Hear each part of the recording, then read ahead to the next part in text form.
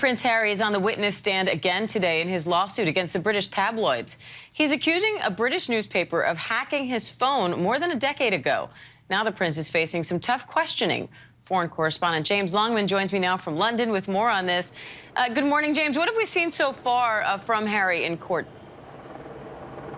Well, yet more tough questioning. The lawyer for the defense is yet again pushing him to provide actual proof that the Mirror Group hacked his phones or hired private investigators. But he's held up. You know, he has pushed back quite a lot. He hasn't crumbled. He must be aware of the pressure here. I mean, this is the first time, we keep saying it, in over 130 years that a royal of his stature has taken the stand. And this hasn't just been a few questions. He was on there for 5 hours yesterday. It's been hours today. But look, he is facing some pretty sort of horrible headlines, having to relive some of these headlines and having the world relive them with him. 33 articles, they're going through them one by one. One of them earlier today was about an alleged trip to a lap dancing club. It was called Prince of Lapland. This isn't the kind of stuff that necessarily Harry and Meghan want out there, but they seem willing to allow it in order for him to fight this cause.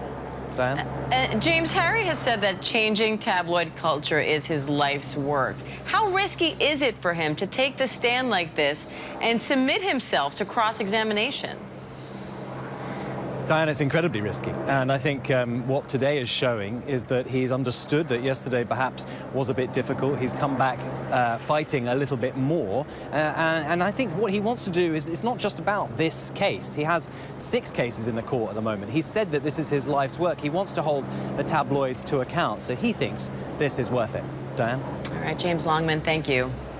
And ABC News contributor, host at Law and Crime Network, Brian Buckmeyer, is here with more on this. Brian, what do you make of Harry's testimony and the strength of his case so far? I see some strengths, but I also see some weaknesses. And the strengths I see is that he has the court of public opinion. Many people believe that the tabloids are overreaching in their ways of acquiring information. But the issue I see is that he doesn't have all the details. And maybe it's because these issues span from 91 to 2011, but that's where I see some weaknesses. Harry's trying to say that the Mirror Group newspaper, the defendant here, couldn't have certain info without using illegal means to have gotten it for some of these stories. The defense is saying that's not proof. Where is the direct evidence? Does he need that in order to prove his case? And can he prove his case without it? He doesn't necessarily need direct evidence or what we would call a smoking gun. It's what we see a lot of the times, a circumstantial evidence case. I don't need to show you that someone walked through the snow to prove that someone did it. I can show you the footsteps that were left behind. And I think that's the difficulty and the strength of his case here.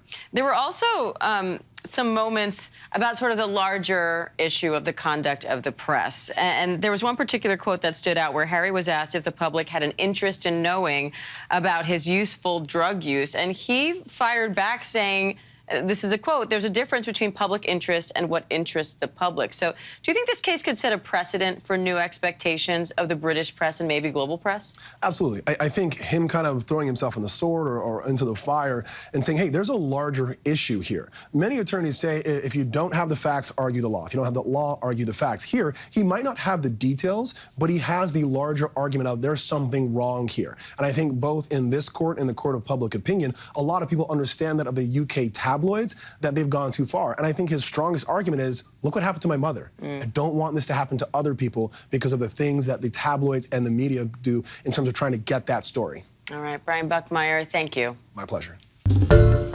Hi, everyone. George Stephanopoulos here. Thanks for checking out the ABC News YouTube channel. If you'd like to get more videos, show highlights, and watch live event coverage, click on the right over here to subscribe to our channel. And don't forget to download the ABC News app for breaking news alerts. Thanks for watching.